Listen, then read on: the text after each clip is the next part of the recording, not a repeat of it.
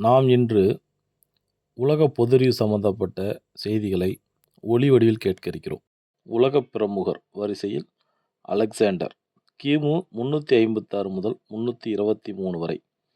பிலிப்பின் புதல்வரான இவர் மாசிடோனியா அரசர். கிமு 327இல் அலெக்சாண்டர் இந்தியாவை முற்றுகையிட்டார்.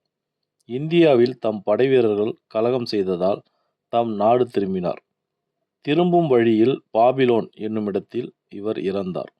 அடுத்து டாக்டர் அன்னி பெசன்ட் அம்மையார். இவர் அயர்லாந்து பெண்மணி. இவர் இந்திய சுதந்திரத்திற்காக பாடுபட்டவர். இந்திய தேசிய தலைவர்களில் ஒருவர். ஹோம் ரூல் எனும் இயக்கத்தை தோற்றுவித்தவர்.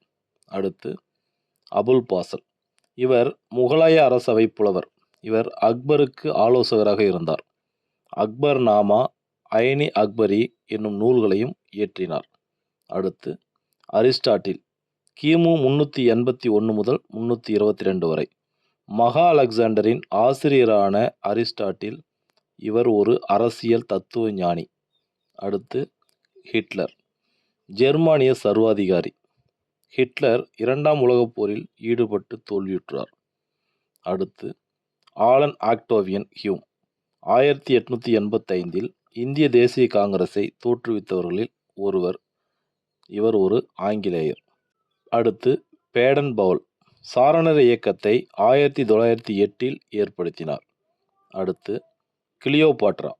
உலக பேரழகி. எகிப்து நாட்டு அரசி. கிமுவில் இவர் வாழ்ந்தவர். அடுத்து கொலம்பஸ். இவர் இத்தாலியைச் சேர்ந்தவர். 1492இல் அமெரிக்காவை கண்டுபிடித்தவர். அடுத்து டியூப்ளே. 1742இல் இந்தியாவில் பிரெஞ்சு கவர்னராக அமர்த்தப்பட்டார். பிளாசி போரில் கிளைவ் வெற்றி பெற்றவுடன் இவர் தம் நாடு திரும்பினார். அடுத்து கலீலியோ.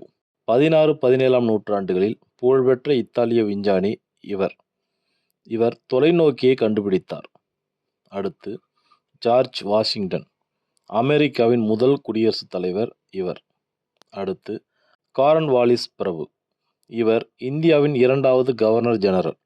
அமெரிக்க சுதந்திர போரில் போது பிரிட்டிஷ் படையை நடத்தி சென்றார். அடுத்து ஆபிரகாம் லிங்கன்.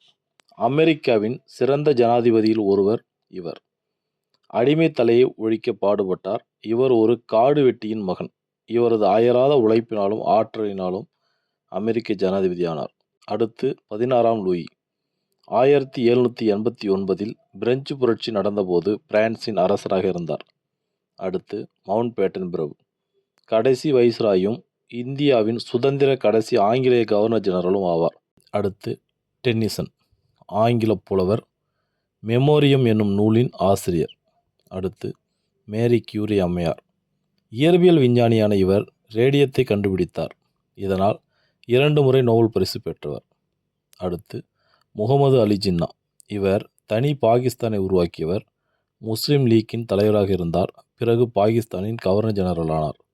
அடுத்து மார்ட்டின் லூதர் கிங். இவர் அமெரிக்க நீக்ரோ தலைவர். நீக்ரோக்களின் முன்னேற்றத்திற்காக பாடுபட்டவர். 1964ஆம் ஆண்டு தமது 35ஆம் வயதில் நோபல் பரிசு பெற்றவர். இவர் 1968ஆம் ஆண்டு சுட்டுக் கொல்லப்பட்டார். அடுத்து மெக்கலன். உலகத்தை முதலில் சுற்றிய போர்ச்சுகீசியர் மெக்கலன் ஆவார். அடுத்து மா சே துங். சீன குடியரசு தோற்றுவித்தவர். கம்யூனிஸ்ட் தலைவரும் ஆவார். 1977இல் இவர் இறந்தார். அடுத்து மார்ட்டின் லூதர் கிங். ஜெர்மனியைச் சேர்ந்தவர். இவர் ஒரு மத சீர்திருத்தவாதி. புராட்டஸ்டன்ட் கிறிஸ்துவ பிரிவு ஏற்பட காரணமாக இருந்தவர். அடுத்து 1ஆம் எலிசபெத் ராணி. இங்கிலாந்து நாட்டின் அரசி. ஷேக்ஸ்பியர் இவரது காலத்தில் வாழ்ந்தவர். கிபி 16ஆம் நூற்றாண்டைச் சேர்ந்தவர். அடுத்து பிளாரன்ஸ் நைட்டிங்கேல்.